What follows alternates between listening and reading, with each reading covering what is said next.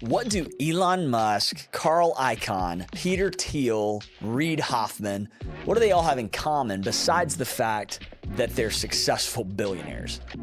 These guys are also deeply philosophical. They didn't just master spreadsheets or build massive empires by chance. They studied philosophy and economics at a high level, and they used that knowledge to shape the way that they think, the way they act, the way they build. Now, the word philosophy literally means a love of wisdom, and it's a study of the fundamental nature of knowledge, reality, existence. It's really about asking hard questions like, what do I believe? Why do I believe it? What should I do as a result? And then you've got economics on the other side.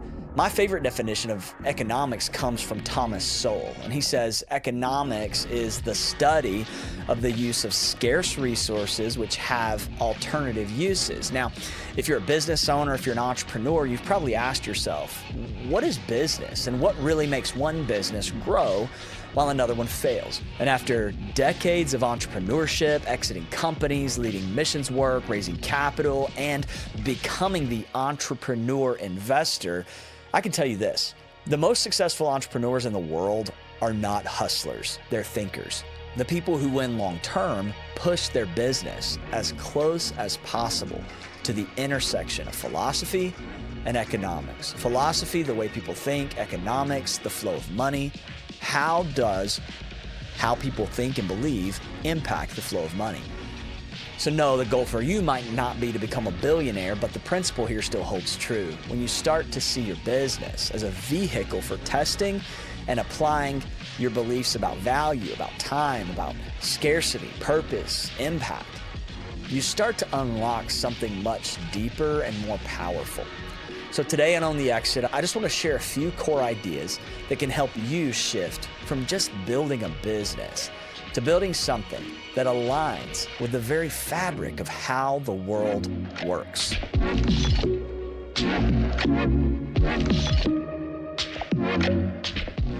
All right, so before we dive into business strategy, I want to start with a story that's ancient, but wildly relevant if you're serious about building something that matters and something that lasts. And it's the story of King Solomon. Now, whether you're religious or not, this is one of the most profound moments in human history. Solomon becomes king of Israel after the death of his father David, and early in his reign, God appears to him in a dream and basically hands him a blank check. And he says, ask for whatever you want, and I'll give it to you. Imagine that. You've just taken the throne. You're young, you're inexperienced, and God says to you, ask me for anything. Most people would ask for riches, for power, for fame, maybe for revenge on their enemies, but not Solomon. Solomon asks for wisdom. He says, give your servant a wise and understanding heart to judge your people, that I may discern between good and evil. Now, God is so pleased with his request that he gives Solomon unprecedented wisdom, and that wisdom opens the door to wealth, to honor, and to a long life. Now, get this. Historians and economists have estimated that Solomon's wealth in today's dollars would have topped $2.2 trillion. That would literally make him the wealthiest man in history. Not Bezos, not Musk, Solomon. And the foundation of that wealth was wisdom. Now, this is where it gets interesting for us as entrepreneurs, because the word philosophy literally means a love of wisdom. You might think of philosophy as abstract thinking, but you'd be wrong. See, applied philosophy is the pursuit of understanding the very foundations of life, knowledge, reality, existence. And when we apply that kind of thinking to business, it takes us beyond just tactics. It moves us past things like, how do I get more leads, or how do I scale this funnel, and into deeper questions like, what do people really want? What do they value? How do they make decisions? What is the nature of work, of value, of exchange? Because business at its core is human. And that brings me to my favorite definition of economics. See, from Thomas Sowell, he says, economics is the study of the use of scarce resources which have alternative uses. Think about that for a moment. Every dollar that a customer spends with you is a decision, it's a trade, it's a value judgment. They're saying, of all the things that I could do with this money, I believe that what you are offering is more valuable. So building a business is not just participating in commerce, it's participating in philosophy and economics. It's about understanding people deeply, how they think, how they choose, what they truly value, and then structuring your product, your service, your offer to align with those values in a way that makes it a no-brainer. And when you operate at that level, you're building something grounded in truth, something that attracts the right people, that repels the wrong ones, and that generates real value in the world, value that people are willing to pay for, believe in, and share. So let's get into it. I got 3 principles for you that will help you push your business closer to the intersection of philosophy and economics so that you can participate in the economy in a way that is undeniable. So let's start with the first principle. And you've got to internalize this if you want to own your exit and build something that's truly scalable and sustainable. Here it is. Value is perception. Now that may sound really simple, but don't let it fool you. Most entrepreneurs miss this. We get so obsessed with our features, our deliverables, our systems, our tech stack, that we forget something very critical. People don't buy reality. They buy their perception of value. Let me say it again this way. People don't buy the truth about your business. They buy the story that they believe about what your business will do for them. This is why 2 businesses can offer the exact same product, heck, even the exact same quality, and yet one is struggling to keep the lights on while the other one is sold out with a wait list of eager customers. Because it's not just about what you offer, it's about how it's perceived. Think about Apple. They don't sell phones. They sell identity. They sell creativity, luxury. They sell status in your pocket. Why do people line up around the block for a new iPhone that's 5% better than the last one? It's not the camera. It's how it makes them feel, what it says about them. And as an entrepreneur, if we miss that, we end up solving the wrong problem. See, a lot of folks think that their business problem is, I need to get better systems, or I need a better offer, or I need to get my costs down. And listen, sometimes that is true, but more often it's not a mechanics issue, it's a perception issue. Your market doesn't understand your value. Or worse, they do understand it, and they've judged it to be worth less than what you're asking for it. And this is where philosophy meets economics. Thomas Sowell said economics is the study of how people choose to use scarce resources that have alternative uses. Translation, if someone doesn't perceive your product, your service, or your offer to be more valuable than the other things they could spend their money on or their time on, you lose. So then how do we fix this? The answer isn't just sell harder. You have to go upstream. You have to clarify the perception of value. And what that means is you have to answer one core question and answer it relentlessly over and over again. Why is this offer more valuable than the money I'm asking someone to give me for it? And not just valuable in your eyes, but valuable in theirs. This is where knowing your market matters.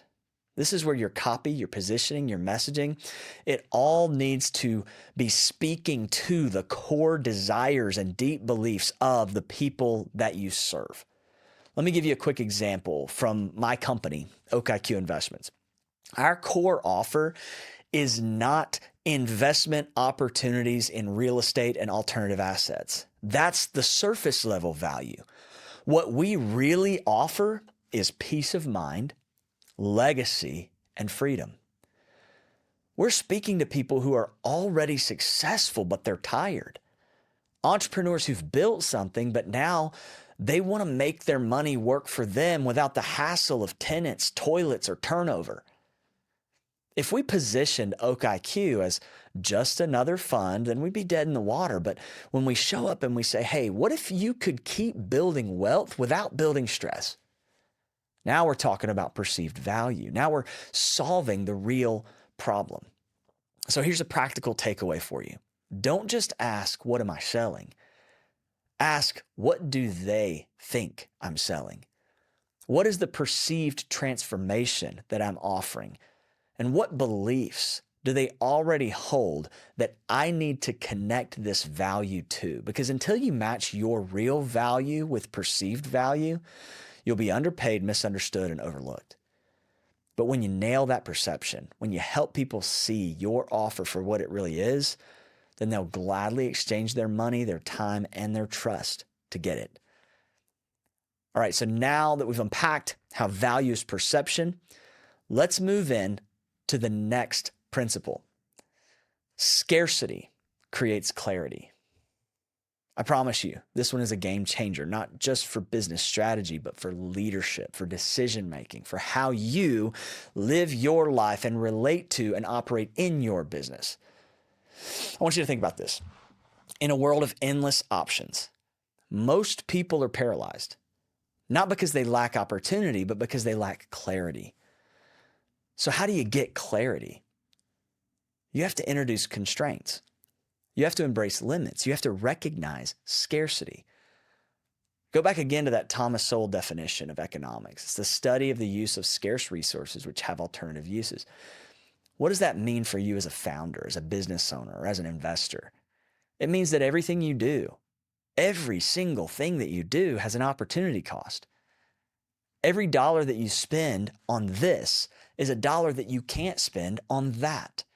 Every hour that you invest in this strategy is an hour you're not investing in another one. Every offer, every product, or every marketing push is fighting for limited space in your calendar, in your budget, and in your customer's mind. And here's the truth. Most entrepreneurs fail not because they don't have enough ideas, but because they're doing too many things that dilute their focus. When you don't recognize scarcity, you'll end up spreading yourself way too thin. But when you embrace it, when you own the fact that your resources are limited, you're forced to get clear on your priorities, clear on your offer, clear on your audience, clear on what actually moves the needle. Let me give you an example from my own story. After years of grinding in business, crushing it in the stock market, I was still full-blown hustle mode, trading time for money, making plays, optimizing, maximizing. Then my son, Zion, had a rare medical event that stopped everything.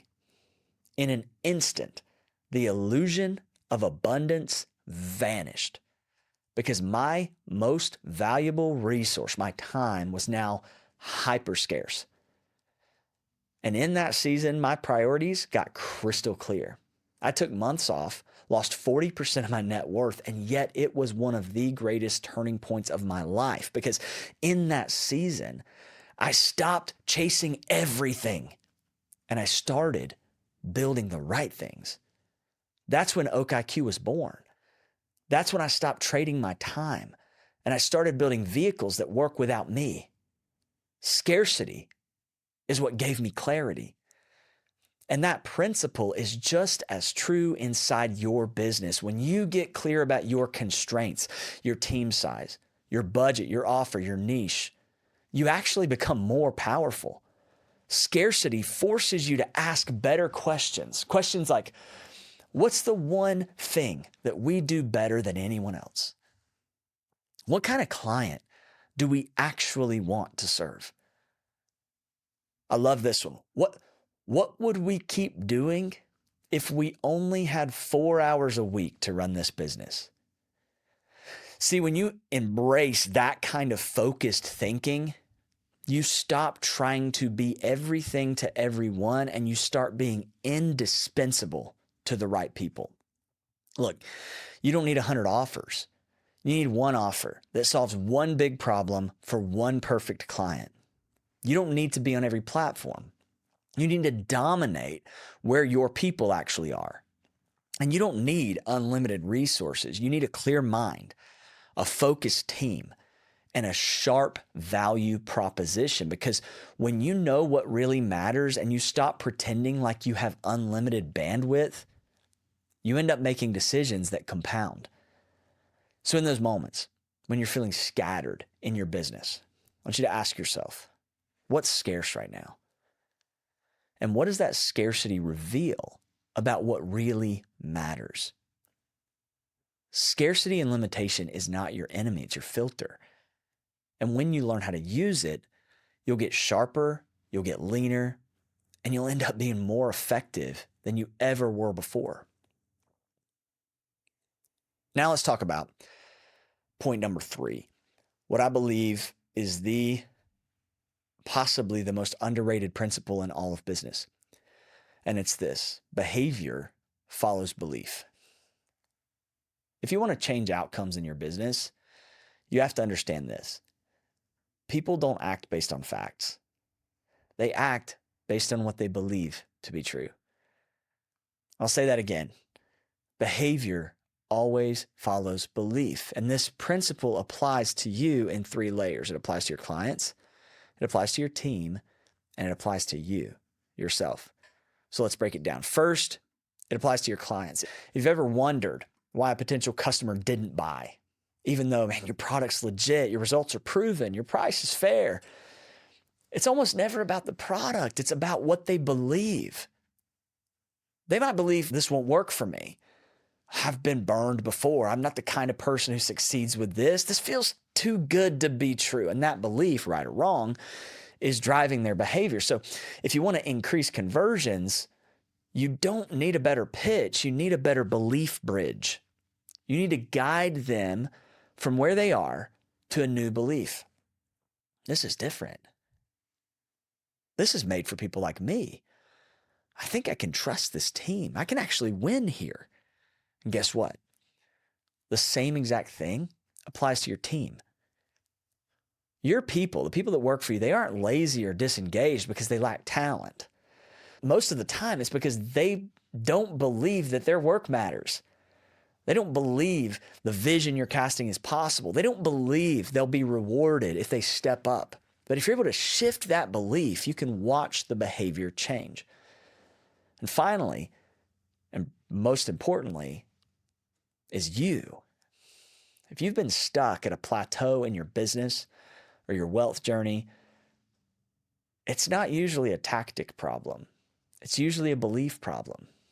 Maybe you still believe you need to earn every dollar through personal labor and brute force. Or maybe you believe that asking for more money, trying to make more money from your business, that makes you greedy. Or maybe you believe that you're not ready to lead at a higher level. Maybe deep down, you're afraid that if you win too big, you'll lose what matters most. Listen, I've been there, and I can tell you, your business will never outperform your beliefs. That's why inside our multiplier framework, we don't just teach people what to do, we help them to upgrade what they believe. Because when you install better beliefs, better behavior follows automatically. And when better behavior compounds, so does revenue, freedom, impact. So here's your power move for this week. I want you to take 10 minutes. Yeah, and I'm serious. I want you to journal this question. What do I believe about money, success, and my ability to scale this business? Where did that belief come from? And is that belief serving me or is it sabotaging me? Because when you get real with your beliefs, you get power over behavior. And when you change your behavior, you change your outcomes. So let's recap this for a moment. Number 1, values perception. People don't buy what's real. They buy what they perceive to be valuable. Your job is to shape that perception through clarity, alignment, and resonance.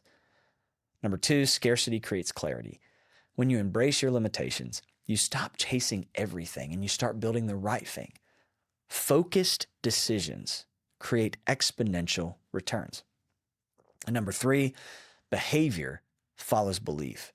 Your clients, your team, and you. We all act out of what we believe to be true. And if you upgrade your beliefs, the outcomes will follow. Listen, business is not just a spreadsheet game. It's a wisdom game. And the entrepreneurs who win long term are the ones who think deeply, who act decisively, and align their business with timeless truths about how people behave and what they value. And if you're listening to this podcast, chances are you're not in this game to play small. You're not chasing vanity metrics or just another revenue stream. You're building something that matters. You're building your exit, not just from a job or a business, but into the life that you are actually called to live. That's what I'm doing at Oak IQ and at Multiplier University. We're building powerful vehicles for wealth, for freedom, for legacy, rooted in clarity, driven by wisdom, and structured to multiply. So, if today's episode resonated with you, then here's what I want you to do. First, I want you to share this with one entrepreneur in your circle who you know is ready to think bigger. Second, if you're ready to go deeper to build a business that multiplies your impact and your income without multiplying your grind, then I want you to check out Multiplier University or connect with us at Oak IQ Investments. The links to both will be in the show notes or in the YouTube description. We've got frameworks, we've got mentorship, we've got investment vehicles that help builders like you get closer to your freedom faster and with more clarity than ever before. So I'll leave you with this. Philosophy asks the question, what is true? Economics asks the question, what is scarce? And business asks the question, what will people pay for? Great entrepreneurs answer all three of those questions. That's how you own your exit. I'm Caleb Edwards. Thanks for tuning in to Own the Exit. I'll see you next time.